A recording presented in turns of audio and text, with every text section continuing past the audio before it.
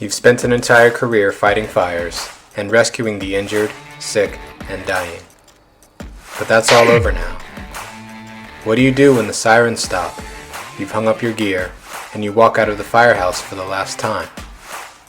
What do you do with your life when the smoke clears?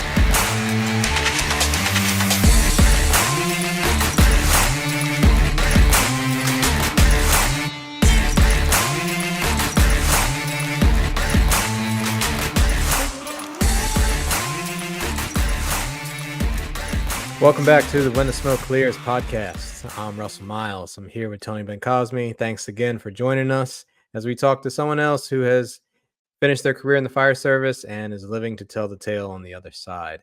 Thanks again for all your support, whether it's through buying merch, whether it's through the Buy Me a Coffee link, and whatever way you're supporting us, we really appreciate it. Thank you very much. And now I'm going to kick it on over to Tony. He's going to tell us who we got with us today. Thanks, Russ.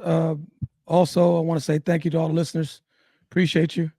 Our next guest, we came up kind of the same time, same period. We hired similarly. We took different tracks, but we worked with each other a good little bit in similar stations, and all around good guy, smart.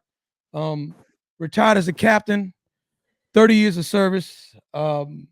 Was a high riser, was on several battalion chiefs lists, bump ups, part of the USAR, the collapse rescue team, hazmat teams where he spent a good part of his time as a firefighter and as an officer, and finally finished up his career as a safety officer. Matter of fact, he checked me off to be a safety officer when I was coming through, just to make sure I knew what I was doing. And without further hesitation, let me introduce you guys to Pete Corte, Captain Pete Corte. Thanks for coming, buddy. Hey, all. Good to see you guys. Yes, yeah, man. Glad you can make it. Yes, both. And I actually left out of 7. I wound up bailing out of the safety office for the last few years. You did, yes. Just to ride that engine for the last hurrah. Yep, so, you did. Yeah. He's retired out of Station 7, our hazmat, one of our hazmat stations. Yes. Yeah, good stuff. And not only Tony, but both Tony and myself had the privilege of working with Pete for several occasions in the hazmat world, outside of the hazmat world, and it was always a pleasure working with you. And I'm glad we can sit down and talk to you today, man. Well, thank you. I appreciate that, and I'm glad to be here. It's an honor, actually, for y'all to select me to come and share my story with everyone. Absolutely, brother. Yeah. So we usually like to start at the beginning with the person, like all the way at the beginning, a little bit about where they're born, how they came up. So tell us a little bit about that. Well, I was born at GW Hospital in 1966 in Washington, D.C. My parents lived either in D.C. or the surrounding communities, my whole life. I think they initially were in Brookland and then moved out to Riverdale, then to Bowie, and then wound up over in Chevy Chase. So, and that's where my parents lived until they all passed away. But I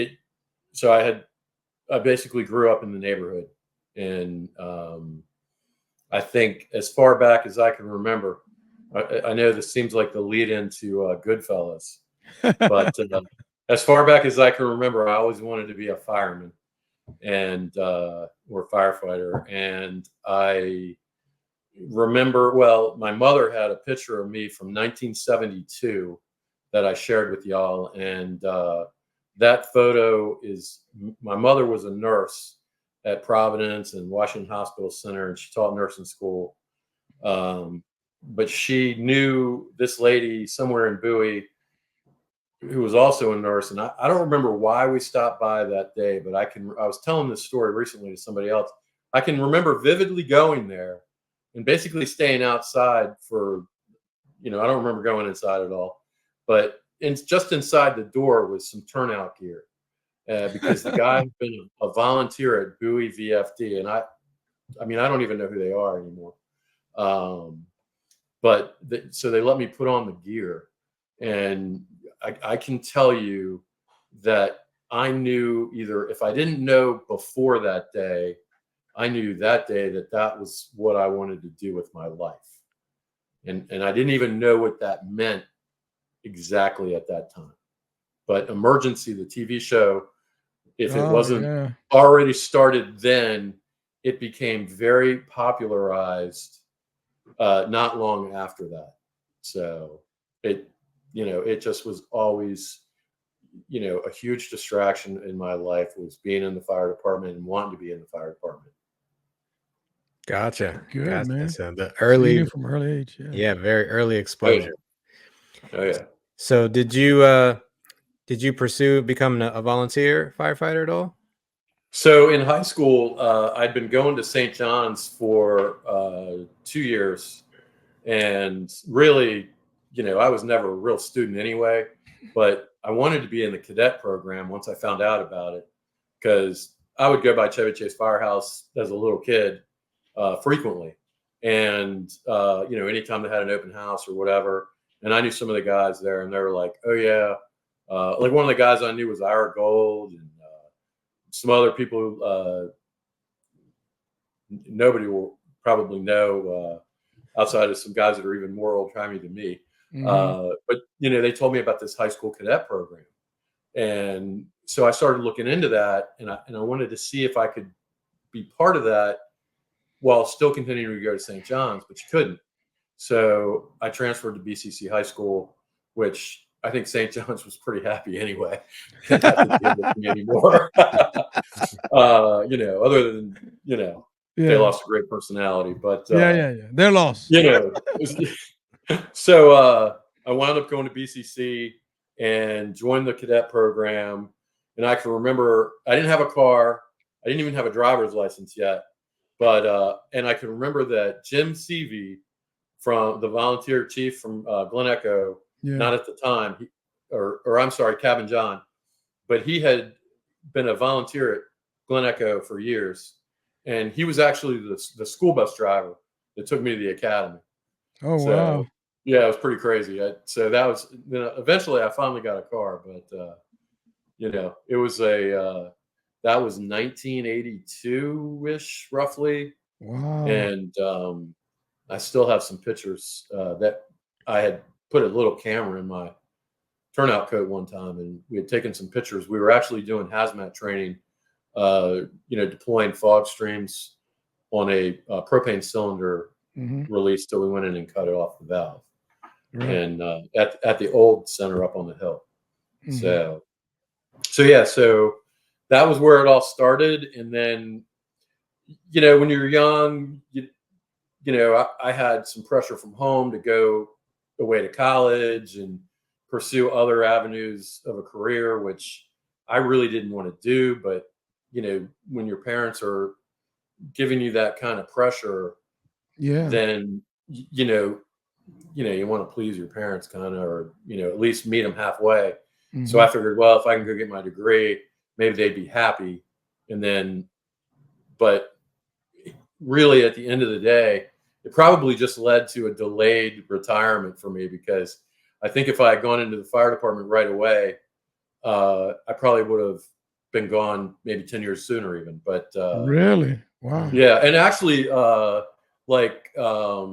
Timmy Bell was in my cadet class.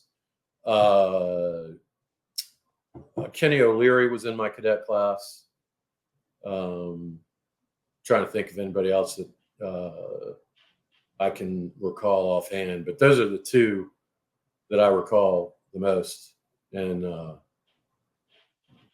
but yeah, it was and then Bill Kang, he lived right down the street from me on Connecticut Avenue. Yeah. But he was never in the cadet program. He waited till he got a little older and then joined the rescue squad. He did, yeah. And I actually volunteered at 11, and then Joey Wilt was working at Station 7, where I was hanging out more than Glen Echo even, and I know they didn't like that, but Joey Wilt recruited me to go to 3, where I became a living member for a good while. You was a living at 3. I didn't know that. Wow. Yeah, that was a long time ago. Me, Mike Slater, Danny Selby, Brian Anderson. Sorry if I'm leaving your name out. The older you get, no, yeah, it's all more good. forgetful I become. Yeah. But but we had a good time back in those days. And then I went away to school for a while, and then my mother passed away. And when I came back for that, I decided I wasn't going back to school, and I basically decided that I was going to pursue a career in the fire department full time at that point. Okay. Yeah. Okay, that sounds good. So that's what I did. All right. How old were you at that point? In 92, when I got hired, I was either just turned 25 or right 24, 25, something like that. Okay. So, but I think I had just turned 25 because I had gotten hired in June of 92. Where'd you go to school? For college, Yeah. I went to West Virginia University. I was in the forestry program. Okay. And then when I came back, I did UMUC for a while I was working in the firehouse. And but like life takes over, and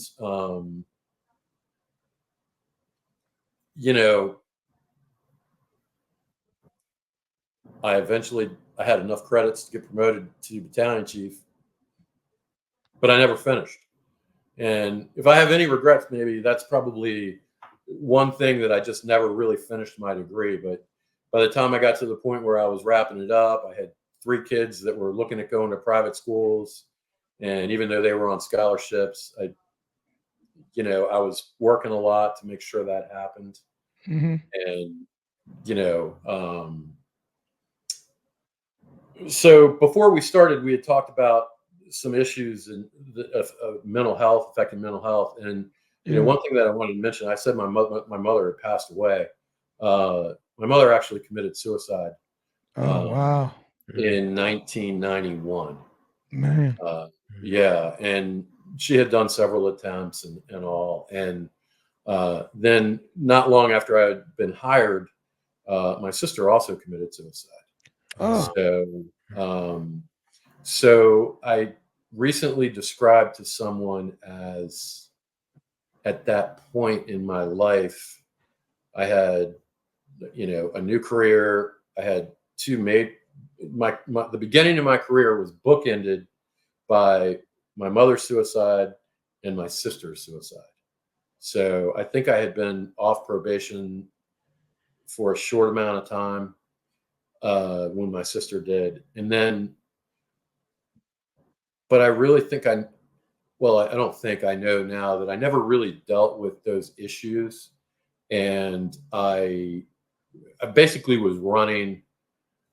I felt like I was running all the time, and I was never running from that, instead of dealing with that, I guess, for lack of a better term, mental trauma. Right. So yeah, so that was very difficult, and certainly a distraction at the time. And we had a few suicides in the fire department. We did. In the coming years. And, those kinds of things had always sort of, they were definitely a reminder of what I had gone through personally. And I know that recently, I believe you guys had a safety stand down regarding firefighter suicide, or it's upcoming. I'm not sure where that's at, if you guys are aware. I don't think we had a safety stand down. We did have the last, if I'm correct me if I'm wrong, was suicide was the young lady from 5, right? She committed suicide. Yeah, from 5 and Rescue 2. Yeah, we're still like many departments across the country. We're leaning in real hard on the mental aspect of his job more than ever before. Obviously, we could have done it a long time ago, but I mean, it wasn't something we discussed. I mean, that's talked about all the time. But we definitely, a lot of times keep it in the firehouse. Yeah. And I think we're on the shift. If guys are even willing to discuss it at all, even with their shift partners. I mean, a lot of guys will come back and they'll just go in a different room in the firehouse or whatever they'll do. No, they will, and we have a mental health office now with several people working there, and you were here when they brought in when they started it under Carr, which was huge, Yeah, it really was. It makes a difference because the problem is people use the wrong qualifier identifier to say success rate. You'll never know because how many people didn't do it because they were helped, not how many people succeeded. You know, that's not the right metric to use it by. It's the ones that haven't done it because they got the help, not the ones that succeeded in actually committing suicide.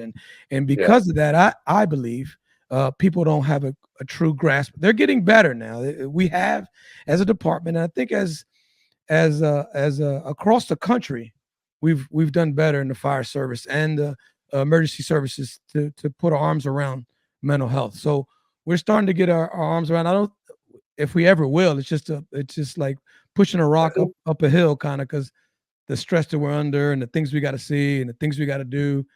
You know, and I know that the International Association of Firefighters is leading the charge in that area right now, and Gary Cummings over at Fromm's, yes, is also very big leading that charge. And you know, I would encourage any of you that to go, and if you have any kind of upsetness, depression, lingering thoughts of anything, and certainly if you're considering committing suicide, or even if you don't follow, or I don't want to say follow through, that's not the word I'm looking for, but if you have like idealizations of suicide, you know, if it's not somebody here in the fire department, certainly reach out to your friends. The IAF, I wish I could remember the number right now.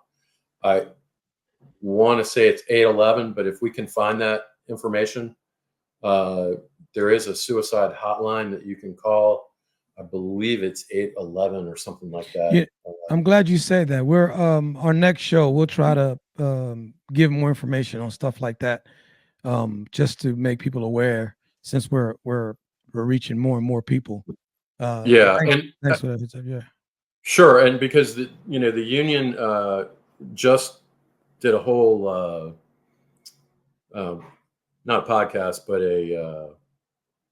they had a midday call, and anybody could come and participate. And they talked a lot about, I didn't have the notes. I should have grabbed those notes for this. I didn't really think about it at the time, but there's a lot of help out there.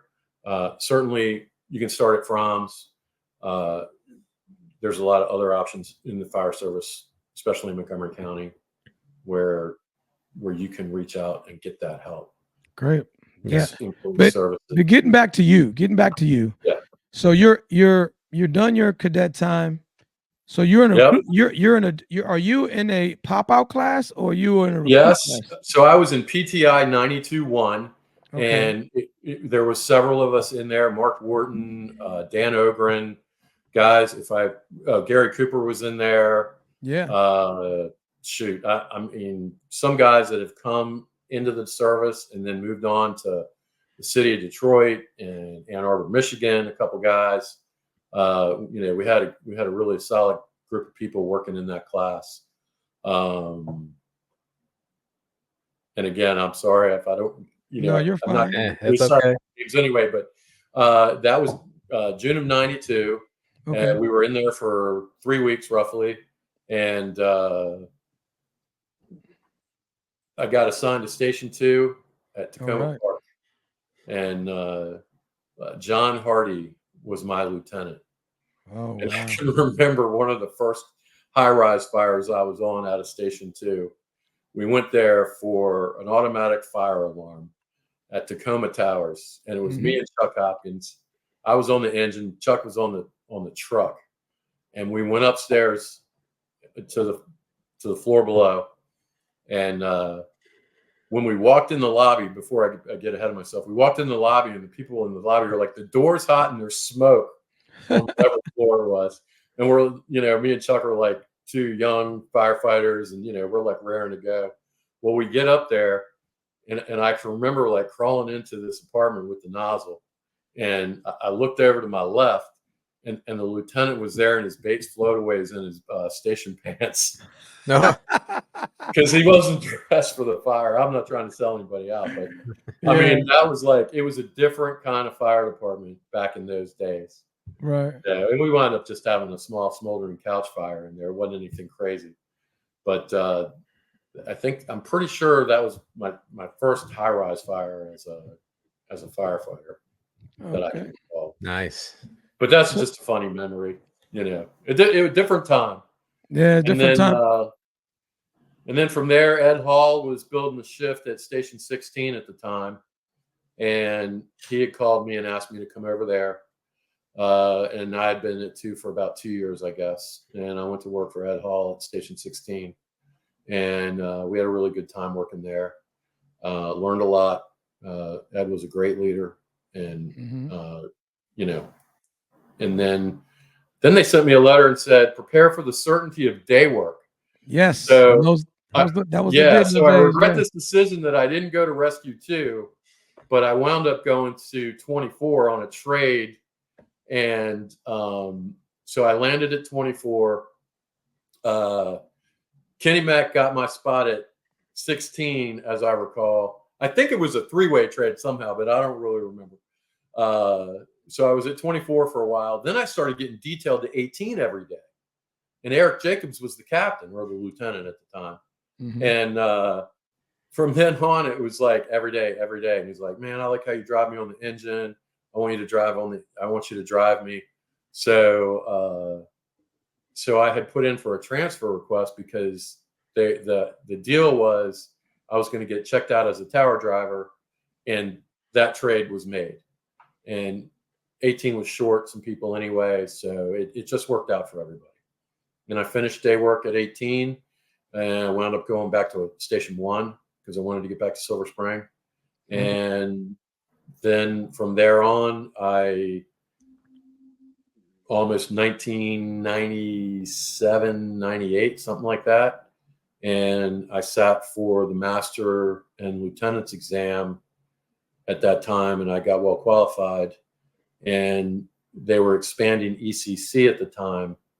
So, and they were going to put 4 masters at ECC. So I took that opportunity to go to ECC, which had been something that I'd always wanted to do regardless in my career. When I was at 2, Buzzy Brand was still a volunteer there and worked at ECC, and, really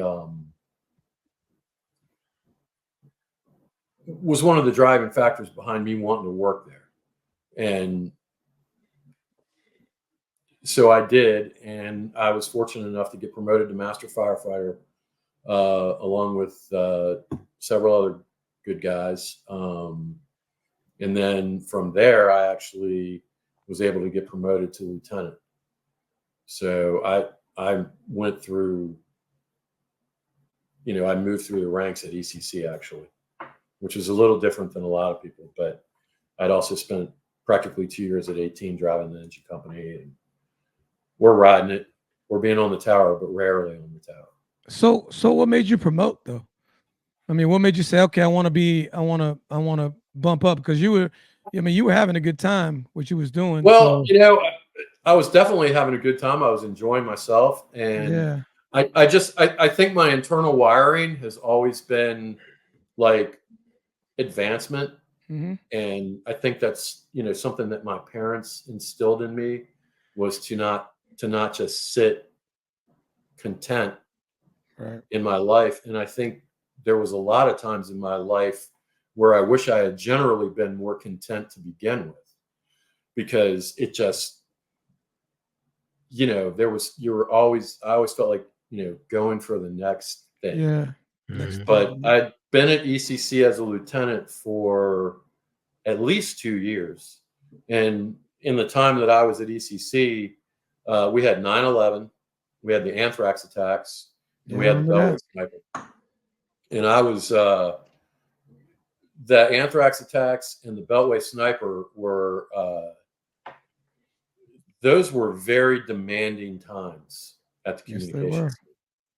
And then the only other time that was more demanding, I felt, was once we were getting ready to cut over to the new center. The old CAD basically was not functioning properly or at the full level. And we had actually gone back to the old box cards that were on paper. And we had, those were not easy times till we cut over to the old center, or to the new center. But and then I was at the new center probably for a year maybe before I went to 29, because when I had put my transfer in to go to 29, that was when I had put in to join the USAR team and become part of that. And in 2005, I was eligible to take the captain's test, and I got well qualified for captain. And then that was the one time when I really sort of stopped and didn't want to leave a shift, because I felt like everything was really going well. And, a couple people came to me at that time, they either called me or they talked to me at work. One of them was Bill Kang. Bill and I are great friends to this day, but he told me, he said, you can't sit here at 29, even though it's a good shift now, because other people are going to promote, people are going to transfer, people are going to retire, and it's not static. It's always evolving. And he told me that I had to move up. And then the other person that was pretty influential in that was also Ronnie Ricks. And, Ronnie Ricks had called me several times over my career and basically said, keep doing what you're doing. You're doing the right things. And rest in peace. Yeah. Amen. And he was a great guy. I mean, he was great in the firehouse and he was great on the fire ground. And I mean, he just had a great spirit and a love for the people that he worked with on his shift. And not just his shift, but anybody around Ronnie. It was he loved people and just a really good guy. And, he's definitely somebody that's missed every day. Oh, no question. No question. So, then from there it was promoted to captain. And so the two options at the time were 28 or 20. And basically I was told that 28 had already been filled, and that was Carl. And then I went to 20. Bethesda. Yep. So that's the story. Yeah, that's where me and Pete really started to work together a lot there. That's right. That's right. For sure. I was a float lieutenant in there when he wasn't there or around there, but I always worked around him or near him or station next to his. Yeah, same shift. Yeah. Yep. Yep. It was good times. Yeah. So I look back and I remember really the good times more than any of the bad times. I mean, there were certainly bad times. Things happened in the fire department that were bad for people or whatever. But the good times and the people often say, hey, do you miss this? And I'm like, no, not one bit. It's like, I sleep every night really well for once, finally, after years. It took years to get my sleep down good again. And then I hear that's the issue. Sleep deprivation is one of the issues we have in general. Yeah. So and I still, if I wake up in the middle of the night for some reason, it's hard to go back. I don't know why. I think that's a holdover from if you ran a call and then you were up all night or just running calls. I mean, it got pretty busy there with the implementation of the paramedic engines. Oh, yeah, it did. It didn't matter what firehouse you were at. If you had a paramedic on your engine company, you were out the door. So, man. So I just a story came to light. I remember. Do you remember the soldier that was on that came snuck into station when he went through the Oh, window, went to bed inside yes. the EMS duty? Cook found him. Yes, and that was crazy. So tell us that story. Tell us, for those of us who don't know. So we had, well, At I'll 20. start at the end. Yeah. In the morning, we got yelled at for not securing the firehouse. Well, me and Bobby Evans, I guess, were scared to sleep in the dark because we both would make sure that we walked around that fire station because to make sure that all the doors were closed and that the windows were closed. And this guy was bound and determined to get into our firehouse. He did. Because we were like, no, Chief, we looked around before we went to bed. And Bobby and I knew that if I didn't, he did. Or, I'd be like, hey, did you lock up? And he'd be, I already did it. If I saw him in passing, you know what I mean? And so we had gone to bed. We didn't turn a wheel all night. And in the morning, we find that EMS duty officer had confronted this guy in the second floor at 20. Captain Cook. And yep, Bill Cook. And the guy was actually in his bed because he'd been out on an EMS duty officer run or something. Yeah, he was going overnight. And and when he went up there, they confronted this guy, and then they wound up getting rid of him. And he fell asleep. He fell asleep. Yeah, he was asleep in the guy's bed. Yeah, he said, just stay asleep. Just stay. And the guy just went back to sleep. Yeah, I don't remember, but at a certain point, when we woke up, he was gone. Yeah. I know that. When we woke up at shift change, 6:30 in the morning, that guy was gone. Yeah. And you were coming in, right? I was coming in. I was working overtime, and I came in, and so it was like 6:15, and this commotion's upstairs, obviously. And I'm like, and then Corte's like, when did this happen? Yeah. It was crazy. The guy left his tennis shoes under, I can't remember if it was Billy Ale at the time or the scheduler. Somebody's desk he had sat at and tried to get into the computer or was able to get into the computer. I don't even know. It's been so long. But I just remember that they found his shoes sitting under the thing. Yeah. Well, turns out, and Tony, you know this, because we all walked around the firehouse looking for how did he get in? Well, he scaled the back wall of the firehouse. He did. Yeah. Because Station 20 had copper gutters, and they were big around. And he hopped up on the AC units that were in the back of the firehouse between the locker room and the end of the engine bay. And he scaled the gutter to the second floor where he cut the screen and was able to lift the window and get in. What ended up happening to him was that the police came and they ended up not doing anything. Scott Graham was the assistant chief because he was deploying to Iraq the next day. Right. Exactly. And they let him slide. They said, go ahead, man. He was drunk. I mean, yeah, it was he a was different really time. drunk. He was very intoxicated. Oh, yeah. And there was another part we'll leave off, but yeah. You remember that part about what he thought was what he thought was in there. Yeah. What he thought he thought he was breaking into. Yeah. Yeah. Surprise, surprise, surprise. It's not what you thought. It's not. That is crazy. That's nuts. It was definitely a dorm, and we'll leave it at that. Yeah, no, that's it. Not that's the right dorm. So you're a captain, and you become station commander there. That's correct, right? You become station commander? I was temporary there. Temporary, okay. Temporary station commander. And Mike Redding got it. Yeah, so was that your first foray into hazmat at that point when you got there, or you were involved? I know you were involved in it before, but I was only minimally involved in it as a cadet at Station 7.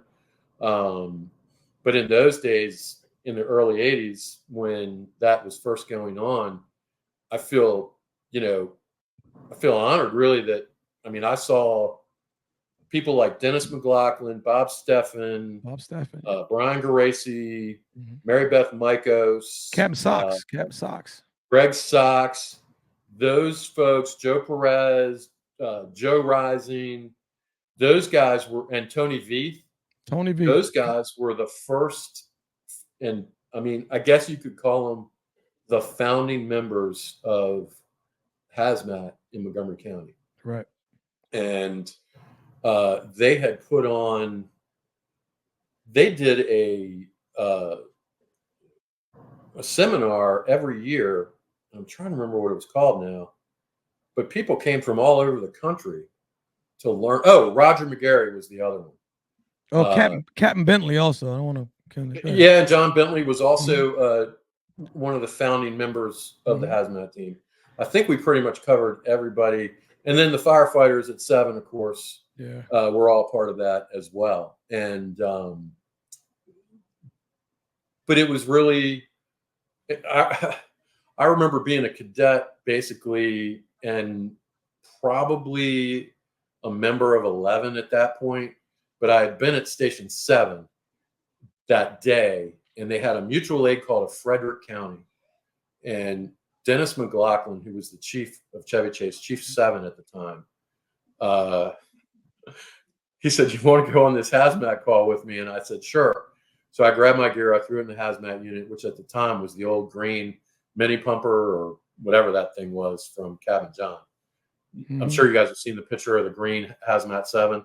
Yes. So I hopped in the passenger seat, and we headed on up to Frederick County. Well, while we were rolling up there, I saw something go flying by my peripheral vision, and I was like, "What was that?" And Chief looked over, and he's like, "The side view mirror fell out." Oh. So that was kind of funny on the way up. That thing was had a lot of stuff on it, but a lot of memories too. And and then they got a donated vehicle from Washington Gaslight as a hazmat support unit or hazmat unit, and then they got the Coca-Cola, Coca-Cola, the bottling type truck to put the hazmat stuff in. I remember that one for sure. I drove. And then they went to the hazmat unit that we have today. I guess still exists today. Oh yeah, we still have it. We have both of them. Yeah. That's got. Are they up for replacement or? Yeah, they're working on it right now. Yeah, they're working. It goes off a bid soon. Yeah. Yeah. So I so I had some early exposure, and I think Bob Steffen had kind of remembered that, and Bob and I were pretty good friends over the years, and he wanted. I think when I got promoted to captain, he basically wanted me to come into it again, and so I did, and I enjoyed it. So what made you go to safety? Honestly, and I know this is going to sound a little shallow, it was for the money. Yeah. I knew that they had backup safety captains, and I really didn't want to leave 20. I was enjoying what I was doing, I was working at 20. I was still doing USAR, which eventually I kind of got out of that just basically because, and I was still ECC certified at the time too. So I was getting detailed to ECC still. I was doing USAR training and hazmat training. And at a certain point, I was like, I just need to start pulling back a little bit and focusing on certain things. And so I got out of ECC finally, and then I got out of USAR, and then the safety thing kind of came up, and I decided I would really just do it as like an intellectual thought process. Like, let me see what I can do. What was new? Maybe it was safety was fairly new. Yeah, it was pretty new. Yeah, and, the safety positions were new and 24 They hours were new, yeah. And there was only a few people that were doing it at the time, yeah. and I knew they needed backups, and I knew that was an opportunity for overtime, and so I really just went to the interview to try and do my best to show, because there was all kinds of people that put in for the position at the same time that I wound up being selected for the position full time. I really only wanted to do it as a backup. Right. And so I kind of thought about it. And at the time, my end goal in all of my career was making battalion chief, which ultimately did not happen. But in the days that, you and I were coming up in the earlier days, the resume building, and I'm sure it's still the same, they wanted you to diversify your career. Right. So I was doing that. And, when they offered me the position, I thought about it and I decided, you know what, I'm going to take it. And I think I'd been at 20 for about 2 or 3 years at that point. Mm-hmm. But I decided I would do it because I felt like it was another opportunity to diversify my career and get another level of experience, another level of training, another viewpoint on the fire service as a whole. So I decided that I would just take the full-time position. Okay. So, And once you got into safety and you started really getting immersed into that whole world, I mean, how did that change your view of, I guess, the fire service and like how we did business, or did it change your view at all? I think that I don't know that it ever really changed my view overall. I felt like at the end of the day, the fire still had to go out. But the story that I had mentioned to y'all previously about that first high-rise fire I was on, I also knew that that probably wasn't the best way to attack that fire with the PPE issue. Right. And, not that I went into the safety car thinking, oh, I'm going to be into the PPE thing, but I started to learn a whole new job of the fire service, which was Right. collision investigations and Yeah. injury investigations and risk management, which were things that I never, ever thought about as a lieutenant or a captain previously in the fire service. The idea of risk management and fire ground safety were never part of what I thought about. It just, we were still doing overhaul with no Nothing. respiratory protection. Yeah, nothing. Yeah. I mean, a lot of times it was just your bunker pants and your helmet, and gloves, Yeah. maybe. Mhm. And, we wound up exposing ourselves to a lot of things that we probably could have prevented, but that's just how it was. Yeah. And that's just what we did. So, but I went into it pretty aggressively. I've always tried to do my best, whatever that was, in everything. And I enjoyed the time that I was there. I met a lot of people. I saw a lot of people, and I definitely enjoyed that part of the position. You got to get out and see people and have conversations with people that you wouldn't normally see in a regular day, being tied to one engine company or a ladder truck or whatever it was. And I think a lot of the things that came out of the safety section back in those days, like 2 sets of PPE, having a cleaning contract for the PPE, Right. and all of those things. And I know that when I left, I think by and large, people were taking care of their PPE in a way that, and not directly because I went there, but just through the efforts of the section itself and the safety office. I think that, a lot of good habits were developed across the department. And I think that was a good thing, reducing exposure to cancer on our job. And then we started getting into the physiology of firefighters in PPE on top of that. So we solved, or had begun to solve, the issues of particle exposure in micro levels and large level dosing of fire gases and fire byproducts, where we made those strides, and then we started seeing, we started having the wipes come into the, post-fire decon. And I don't know what you guys are doing now. I don't know how that's carried on or expanded at all. I really just have no idea, because I haven't kept up on it. But, we got the wipes, and then people were, if the gear was really bad, that company would stay out of service. They'd go back and they'd change out into their second set. They'd bag up their gear before they put it on.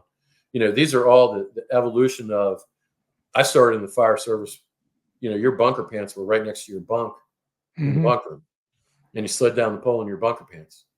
And then it was, what do you mean we can't, what do you mean we can't sit around the firehouse all day in our bunker pants? Just because that's what we did. It was just something that was done on a regular basis. And then, so it took a minute, but people stopped bringing their bunker pants into the living quarters. I mean, people would sit around the firehouse in the day room in their bunker pants. It's just, it was the reality.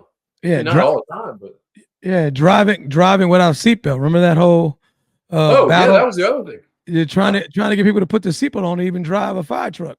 No way. So when I left one engine to go to ECC, I was there, and then came out to the field, and I worked at 29, and Melissa Staley was my driver.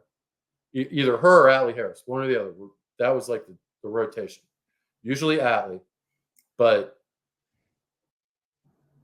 I remember getting in the engine company to go on whatever kind of call we were going on, and I'm like, let's go. And she's looking at me. She's just staring at me, because this seatbelt thing started when I was still working at ECC. Yeah. And when I went up there, we never wore a seatbelt ever. Yes. And so when I came back out, I've got Melissa sitting over there, or Missy. Missy was sitting there, and she's like, you got to put on your seatbelt. And I was like, what are you talking about? So then I put on the seatbelt. We rolled on down the road. Next call, same thing. I'm like, oh, put on the seatbelt, So then the seatbelts were whatever color back then, just probably black. But then we went to red seatbelts. Yeah. That way the bosses could see if you were wearing your seatbelt. down the road. Yeah. Remember that? So they could see if you're wearing your seatbelt. Orange. Yeah. So, so yeah, there were, and again, the whole aspect of all of these things came out of the safety section under from either Roger McGarry, then on to, and if I miss anybody again, sorry, but like John Tippett and Rocky Nelson, notwithstanding Denise Peugeot, all of those people instituted safety programs in the department that the safety captains followed through on. And I can remember when we first started the notion of crew resource management.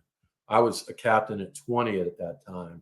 And I remember going to crew resource management for the first time.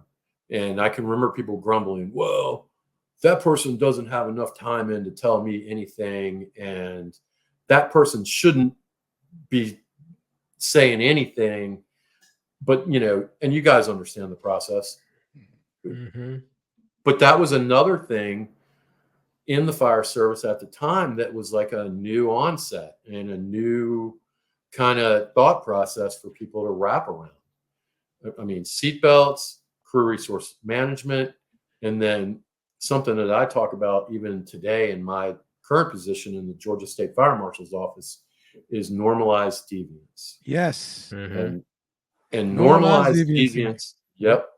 Normalized deviance can be traced back as a root cause in almost every single major incident or accident, I should say, that occurs.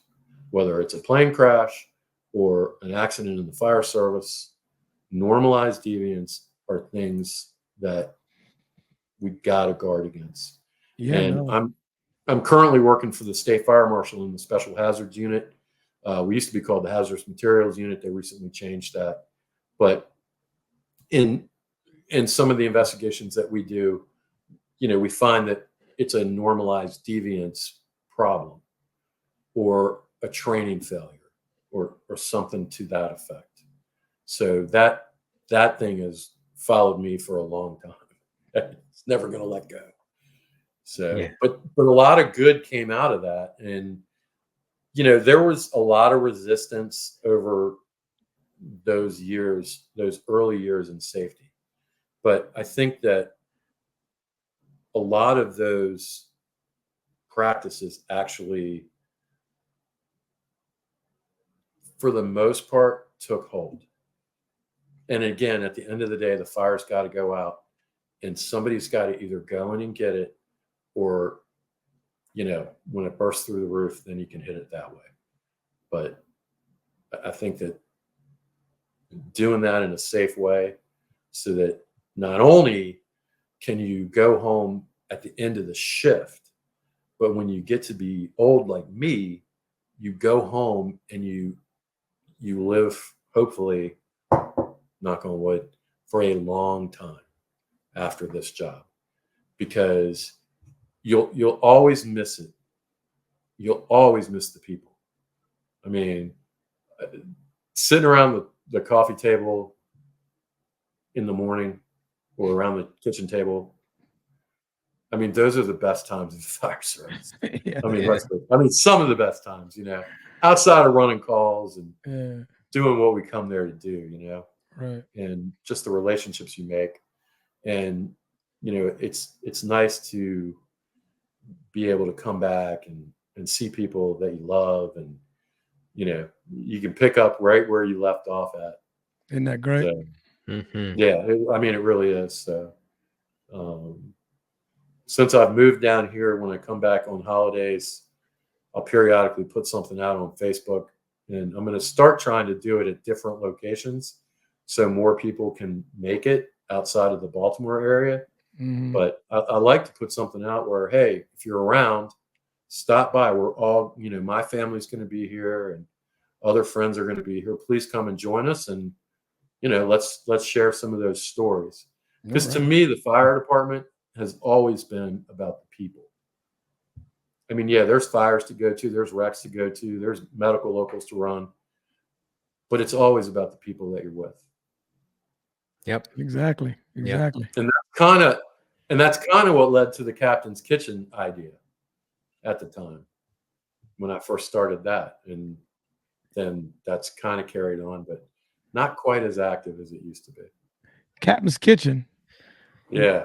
What is that? I mean, what That's not old. It's my current Instagram page.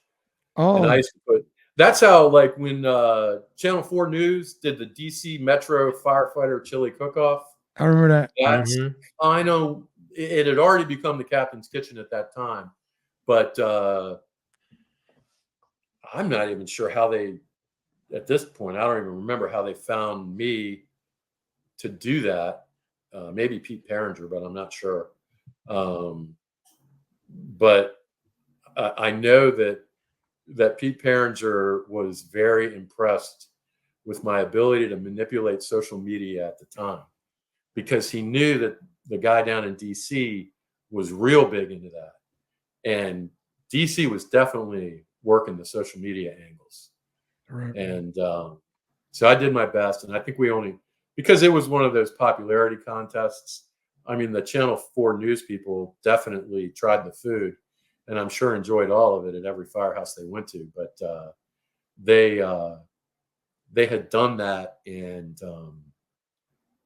then it came down to vote for your favorite on Facebook. Okay. And then it was it was between us and DC, and they just edged us out by a few votes. I mean, maybe 28 votes, something like that.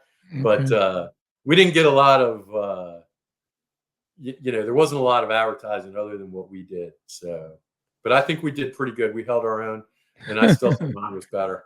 All right. I know your food's good. I've tasted it. Yeah, to break in for a little context here for people who don't know Captain Corte. So anyone that has ever worked with him in the firehouse knows that the man can throw down in the kitchen. Absolutely some of the best food you ever had. And there's plenty of great fire service cooks out there. There's a lot. There really are. Yeah, but you were always in somebody's top 5 for sure. For sure. Oh yeah. Well, that's good. I can tell you this. One of the memories I would have is like, look, I love to cook. I do. I still do. I don't do it as much. I've been doing it a little more in the last month or so. Picked up a little bit more cooking again.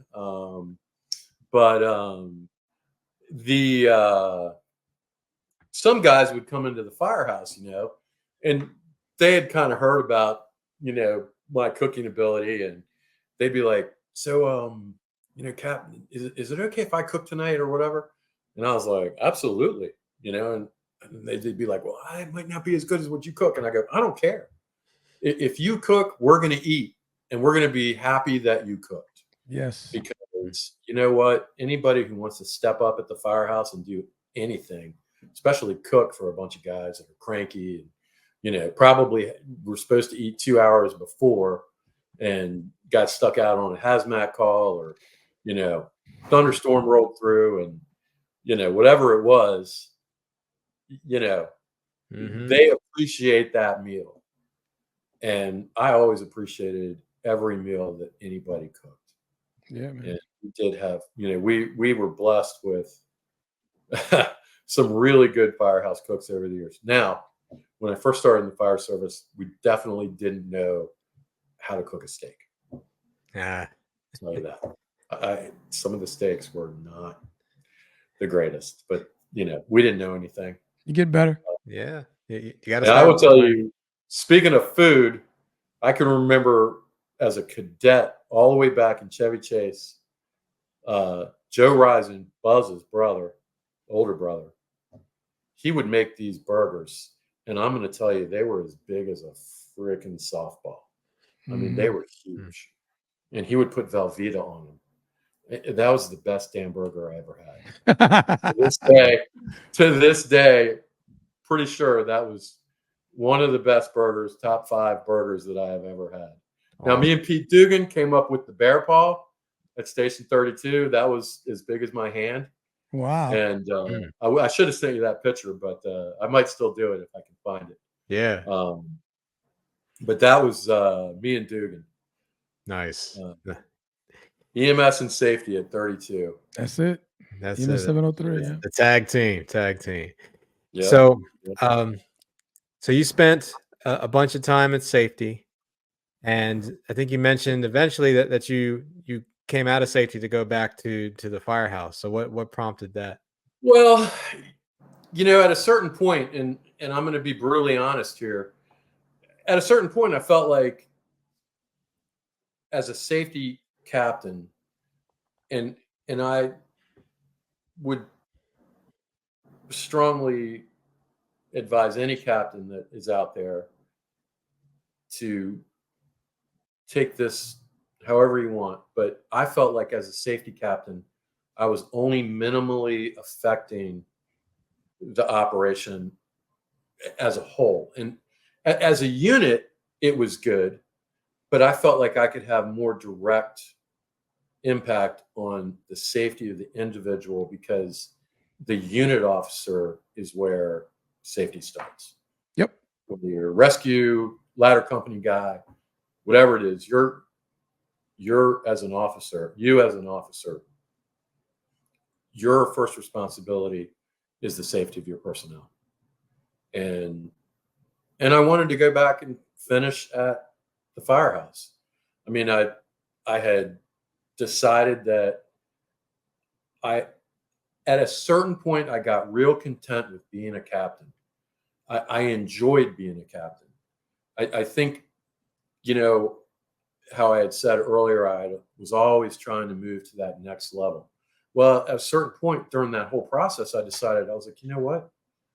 And I don't know if that was partly because, you know, being a bump up or whatever, but I decided that I liked being a captain.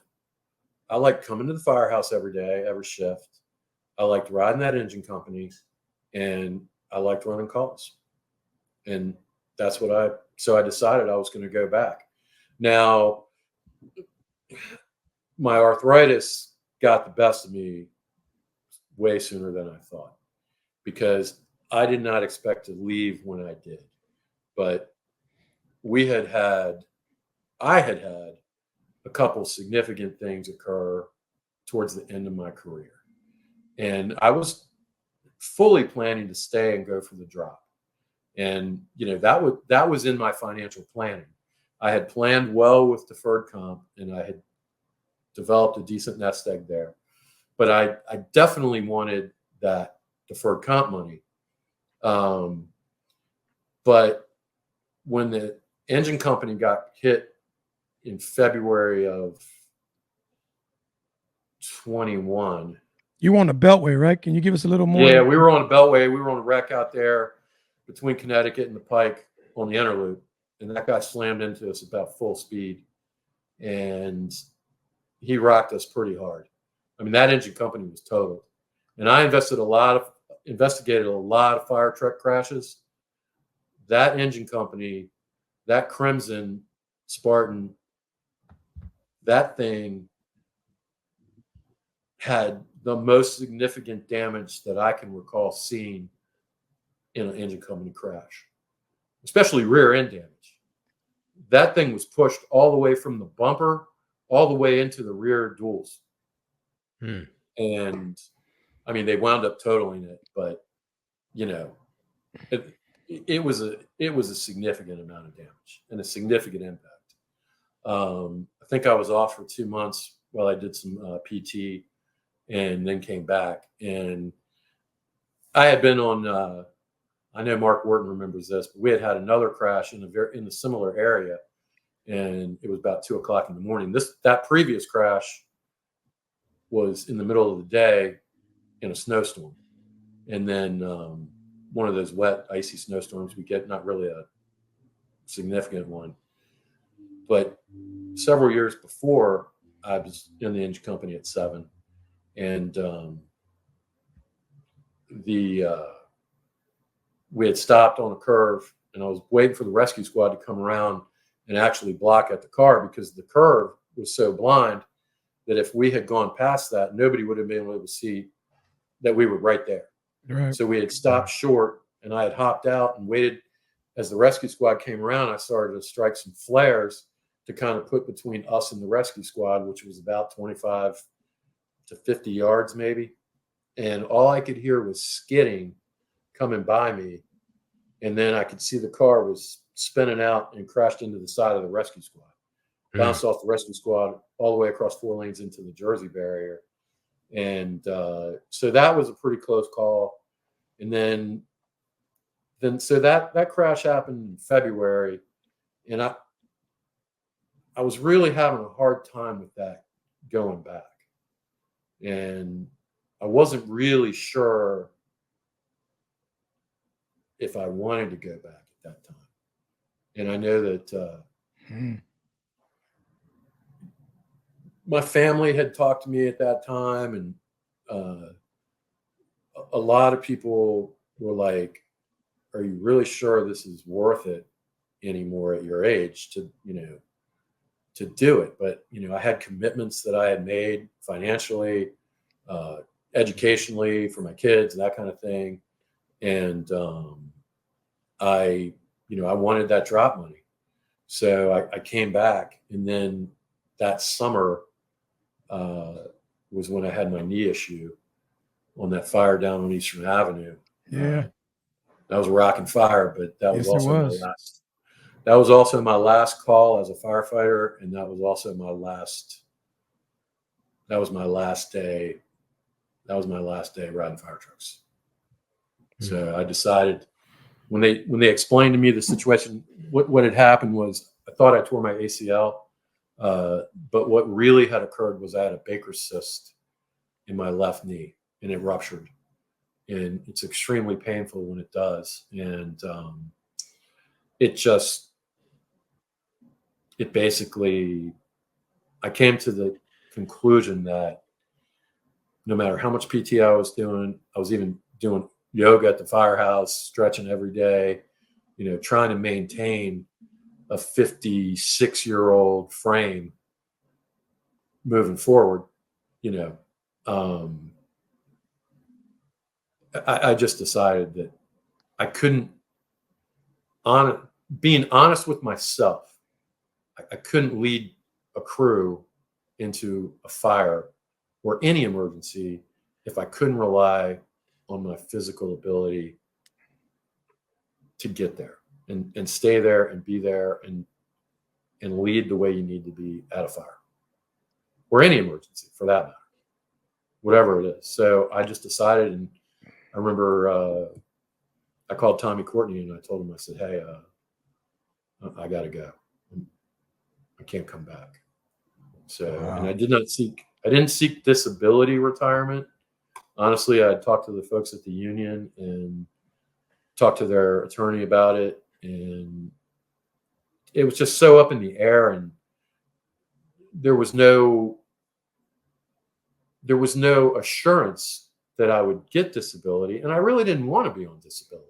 I wanted to be able to go do whatever I wanted in retirement and not feel like I had to always wonder about that, Right. Yeah. So basically I retired and just sort of God and really, God at the time I felt like was like, got a tap with the ruler on my shoulder, at the crash. And there was some conversations there. And then certainly there was definitely after that fire and subsequent issue with my knee, it was just a realization. And then I had been down in Georgia and I was coming back up to Maryland, and I was somewhere around Richmond. And I remember seeing a vanity tag. This is a true story. It didn't say retired. It didn't say some variation of that. It literally said retire on the guy's license plate. Like, okay, God, I hear you. I hear you. Loud and clear. I get it. The crash, then the thing with my knee, and then that, because I was really trying to figure it out. I was like, I have these financial commitments to colleges, and I have, things that overtime that we make or made. Yeah. That is good money if you can get it. I mean, that is a blessing for everybody there. Mm-hmm. And I can tell you that you can do a lot with that. And I know a lot of mine went into the deferred comp, which was very helpful. But so if you're not in deferred comp, if you're a young guy listening to this, in deferred comp, work overtime and put part of that money in deferred comp, because you'll be very happy after 30 years, which I can assure you that 1992 to today may seem a very long time to somebody who's at the 1992 point. But for somebody who's well past 2021, 2022, it goes by so fast you cannot even imagine. Yep. And I've had, and since coming here, I've just experienced some really great things. I have a great team that works for me now in the state fire marshal's office, and it's as much a family as the fire service is here in Georgia. It reminds me of it's the same thing. We're very remote how we work, but we definitely we definitely have a very similar relationship to how the fire station life. And we have a combination of people on my team. We have one person's a former police officer, 2 are former firefighters, myself, and then I just have essentially a lay inspector who was a Navy electrician way back. Okay. And had a lot of experience to do the type of systems that we inspect now and that kind of thing. But and then, I told you that God was tapping me on my shoulder. Well, in the two and almost, it'll be 3 years in December that I moved to Georgia and established residency here. I have grown spiritually in ways that I never thought would have occurred. And God continued to tap me on the shoulder and poke me and keep moving me in a certain direction to where I am today. And I will tell you that I am happier today than just my stress is reduced. I get sleep. I've always had a positive outlook, I think. Yeah. But my outlook on life is as good as it's ever been. I'm happy as I've ever been. I'm content. Just like when I decided that I was going to be content as a captain, I finally got to a point where I'm not chasing anything anymore. I'm in a good place and life's good. And I went through some counseling over the last couple of years as well. Oh, and wow. that counseling led to some realizations of some things that I told you that I had run from my mother's suicide, and then as well as my sister also committed suicide. And when I said I was running away from stuff, and I don't know, maybe that's why I was constantly moving. I felt like I was always trying to go to, not just professionally, but I felt like I was always on the go. Like my mind couldn't settle. And I found that through counseling and through my church and through our men's Bible study, I found that I've reached a point of contentment and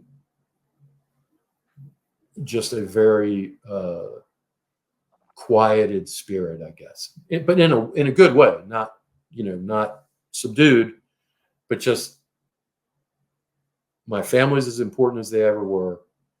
My friends are, and I make time now to smell the roses, as they say, whereas before I wasn't doing that. I was working a ton of overtime.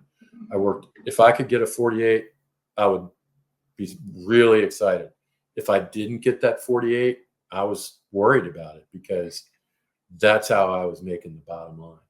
Yeah. It's doing overtime, and it paid for a lot of stuff, but it also left me in not the best state of mind. And in this past, it's probably been at least 9 or 10 months now, when they told me that I definitely was going to need a knee replacement sooner or later. And it was up to me when I wanted to do it, basically. But I started taking cortisone shots, as well as I committed to essentially a new lifestyle and I haven't changed anything that I eat. I basically eat the same stuff that I always have, just not as much. And I'm very careful about the times of day that I eat. Like if I eat after 7 o'clock at night, that's late. Even 6. I try to eat by 6. But you know what? In a normal life, there's going to be times that's a factor for that, right? Yeah. So it's all about balance. So I get to the point, like most days, like today, I'm not going anywhere. We got hurricanes overhead, and it's going to be supposed to be getting worse. So I'm pretty much going to stay here and eat whatever's in the fridge. And I eat at home the majority of the time, whereas initially the first couple of years I was here, we were eating out all the time. And I've seriously limited the amount of alcohol that I drink. That's a big one. That's a big one. And a friend of mine over in South Carolina had told me, hey, like, if you really want to accelerate this, and I wasn't drinking to excess often, but I was drinking enough where it was slowing down the rate. And I can tell you, I stopped drinking for the most part during the week. And then, I mean, I dropped 10 pounds virtually overnight. And so just some real incremental, small lifestyle changes and losing stress and finding spiritual growth has helped me immeasurably in those areas. And that contentment that I talked about, I think has been a huge factor. And then cortisol stress was a huge problem for me. And because it all goes right here, you know, and no matter what you do, it's hard to beat that. And you guys know, you guys saw me do it up and down, up and down. And, you know, now I'm on a more even lifestyle generally. And it's just worked so good for me. And then I also had from about 2000 on, I had a medical condition that the only real, and it wasn't even a cure, it was a Band-Aid for the problem, was I had to be on prednisone. So prednisone I was on prednisone more than I was off prednisone from about 2000 and 2001, in that time frame. Wow. Through the majority of, especially the last 5 to 8 years of my career, there had been some minor success in controlling the problem where I had been off of it in, you know, middle 2000, 2010. But as I moved into 2015, that time frame, the issue had come back. And recently, a little over a year, maybe 15 months ago, there was a new FDA allowance for a certain drug that they put me on that was life-changing. And it completely stopped the problem that I was having. No breakthrough, everything. And at this point, they've discussed, like, we're going to go off of it and see where we go from there, because they've had some significant success rates with people that were dealing with what I was dealing with, and getting them to a certain point where they could go off the medication, which I don't know if I said is Xolair, but that alone was a game changer for me in evening out my life and my internal physiology, because I wasn't on that prednisone anymore. And that was huge. Getting off of that, it took about a year to really see the effects in the immediate drop in my weight, in the steady drop where I was before on that drug, steady gaining. And it was virtually impossible to fight on that drug, because I was at a pretty high dose too. Wow. So there were lots of factors over the years that led to certain situations. Well, I'm glad you're on the other side, at peace with yourself spiritually and emotionally, and no matter where you're at, man, no one escapes life, right? So that is true. And no one escapes life. No, and you had talked about before we started, like, every person they may have a great life, and they might just be that blessed that they don't have anything Yeah. going on.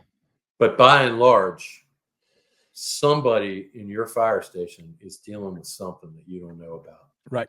And Yep. all of those things manifest in different ways. Yeah, you Yeah. can see somebody's mind is busy. Yeah. And yeah, you can tell they're distracted. And then you do this job on top of that, which adds another weight, which is difficult to do even when you're clear-eyed. So yeah, no, that's all of us though. Yeah. That's all of us. That's all of us. Yep. 100%. Yeah. I remember working at a station recently, and I had looked around. We were at lineup time, and I looked around at everyone sitting at the table, and there was maybe, I don't know, seven of us at the table, and at least 3 or 4 were definitely going through something that I knew about personally. Oh, wow. So yeah, everybody is always going through something. I mean, there's someone that's more than likely going through something, I should say. Well, that's why Russ, it's are you in the important. CISM now, or are you doing any of that, or No, I'm not in that right now. No. is But anybody, or is that still active? yes, Oh yeah, very Yeah, active. we still have it. Yeah, that's another huge thing that people should take advantage of. If it's not as a crew, individually reach out and try and find those people that, those people have been there too, and they know what you're going through. Yeah, man. Indeed. Yeah. So now that you're on this side of the fire service and things are going, I'm just like Tony said, I'm really glad things are going so well for you in so many different areas, and that you found that contentment. Looking back on your career now, if you could talk to yourself when you were first getting into the fire service, what would you say to yourself? I would have finished my education sooner and aggressively finished that education before I got to a certain point where I was like, man, I got 3 kids. They're all in 3 different things. And it's going, so it's a distraction. I would say if I had some things occur early in my career that had a profound effect on my life as a whole. And if you have anything that occurs in your life, go find somebody to help you get through it. And then the other big thing that I've come to realize in the last 3 years is after my mother's suicide, I turned my back on church. And it took me a very long time to get back to that. And some other things that had occurred kind of brought me back to that. And that has had a major impact on me spiritually, and actually being able to forgive some of the things that I held on to for years as, trauma, for lack of a better term, and just incredibly emotional baggage that, took years and years. And after I retired, even to get through and process what had occurred. And I'm glad I'm in the place that I am now. And there were some other things that had occurred at that time, especially regarding my mother, that I didn't want to, I had a real bad resentment towards the psychology and psychiatry professions because of what I saw happen to her. And I still feel that they were partially responsible for the situation that they put her in, but that's the way it is. And there's nothing I can do about it. But that was just that situation. That doesn't apply to every situation. And there are great people out there, whether they're in your church, whether they're a local, the fire department, in the employee services. Montgomery County is blessed that they have their own people, their own counselors that are available to talk to people on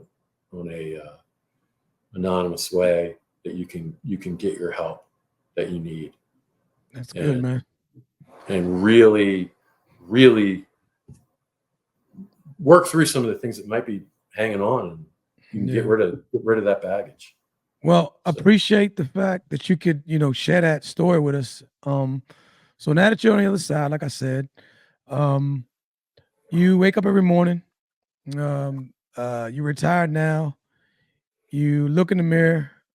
What do you tell that guy looking back at you now?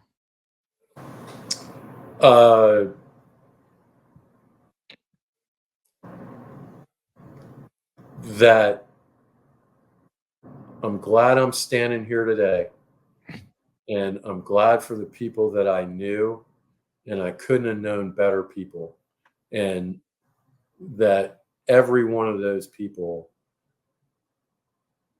had a huge impact on my life, and that I appreciate that opportunity to have served in Montgomery County in the organization that we work for, because there's a lot of places out here that just really, we are blessed in Montgomery County. Absolutely. With the organization that we have, and the organization that we had. And, I'm glad I was a part of it. I'm proud that I was a part of it.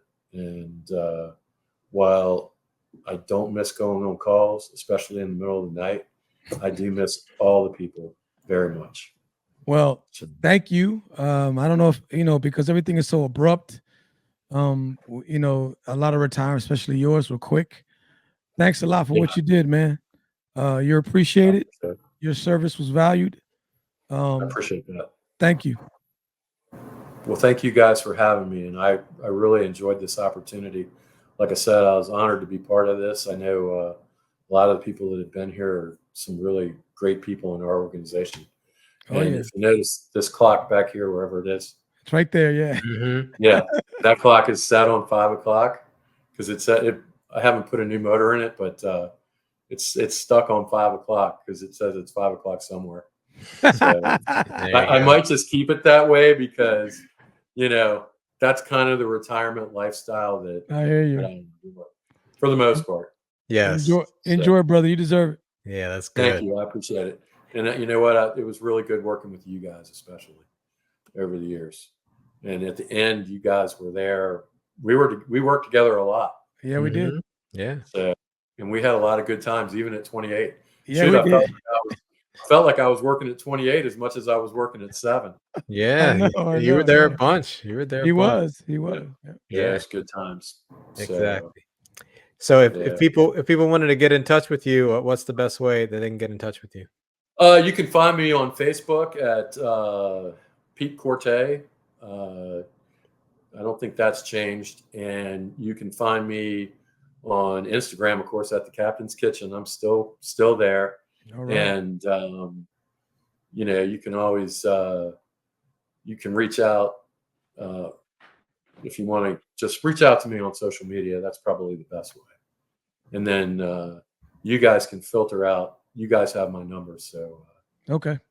You guys can filter who. Just give me a shout. I don't. Okay.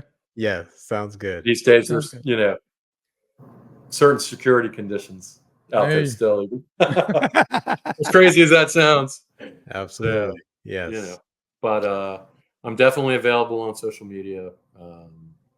And I think most of the people that I worked with were there. They're there. So you guys know where I am. All right. Awesome. So I'm down the end of a dirt road in Georgia. So that's where you can find me. Okay. Literally. I went from Connecticut Avenue to a dirt road in Georgia. There you go. And you like it that way. I do like it that way. Yeah. So I really do. Awesome. All right. Well, Captain Pete Corte, thank you very much for joining us. We really appreciate it. Well, thank you. I appreciate you guys for having me. Thanks, Pete. Appreciate you. See you guys. Take care.